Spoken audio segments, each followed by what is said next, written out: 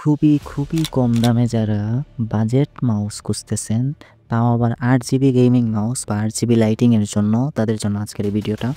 আজকে আমি ভিডিওটার মধ্যে যে মাউসটি দেখাবো সেটা হচ্ছে নিউম্যান G7 মডেলের একটা মাউস। এই মাউসটা অনেকেই আছেন যারা খুবই নরমাল ইউজার, অর্থাৎ সাধারণ কাজকর্ম করেন, অফিস ওয়ার্ক করেন এবং পাশাপাশি টুকটাক গেমিং করেন তাদের জন্য। যদিও এটার মধ্যে DPI মোড পর্যন্ত আছে, তাদের জন্য এই মাউসটা, তাদের জন্য এটা ভালো পারফর্ম করবে। যদি এটার বডি বিল্ড কোয়ালিটি নিয়ে আমি প্রথমে বলতে চাই, কারণ এটার বিল্ড কোয়ালিটি অবশ্যই প্লাস্টিকের, কারণ 500 টাকার মধ্যে এই মাউসটা আসলে তো আর কি দিবে, কারণ আমরা 300-400 টাকার মধ্যে যে মাউসগুলি ব্যবহার করি সেগুলোর মধ্যে এত সেন্সিটিভিটি মোড চেঞ্জ করার কোনো অপশন থাকে না। কিন্তু একজন সাধারণ ইউজারের জন্য একটা বাজেট মাউস হিসাবে এই মাউসটার মধ্যে আপনি DPI বা সেন্সিটিভিটি চেঞ্জ করার মতো একটা CPI বাটন পাবেন। পাশাপাশি 8 জিবি লাইটিং আছে এবং দেখতে আউটলুকিং খুবই ভালো। আমি 3 মাস থেকে ব্যবহার করতেছি, মাউসটা আসলে খুবই ভালো পারফর্ম করতেছে। আমি ফটোশপ, ইলাস্ট্রেটর বা দৈনন্দিন যে কাজগুলো আছে সেগুলো করছি এবং পাশাপাশি আমি টুকটাক গেমিং করেও দেখেছি।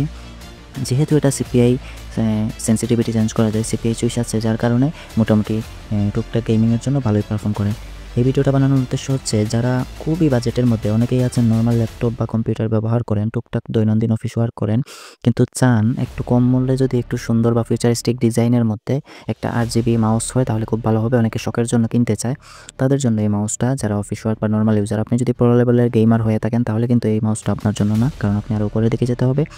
আর এই মাউসটা তাদেরকে স্যাটিসফাইড করতে পারবে যারা অফিস ওয়ার্ক করে বা সাধারণ টুকটাক গেমিং করে, পাশাপাশি দৈনন্দিন ব্রাউজিংয়ের কাজ বা টুকটাক যে কাজগুলো অফিস ওয়ার্ক সেগুলো করতে পারে, সেগুলো ভালোই চলে, কোনো সমস্যা নাই।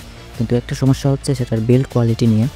ভাই বাজেটের মধ্যে আর কি বিল্ড হবে, কারণ 500 টাকার আশেপাশে এরকম সাধারণত এত ভালো হওয়ার কথা না, কারণ 8 জিবি কালার দিচ্ছে, তারপরে সেন্সিটিভিটি চেঞ্জ করার জন্য DPI মোড আছে, হ্যাঁ অনেক কিছু দিচ্ছে। আবার ডিজাইনটাও অনেক সুন্দর ছিল নিউম্যান G7 সিরিজের এই মডেলের মাউসটা। 8 জিবি কালার অবশ্যই কন্ট্রোল করতে পারবেন না, কারণ এটা প্লাগ ইন প্লে। আর এটা যদিও ওয়্যার্ড একটা মাউস, এটা আসলে ওয়্যারলেস না, এটা ওয়্যার্ড প্লাগ ইন প্লে আপনি ব্যবহার করবেন।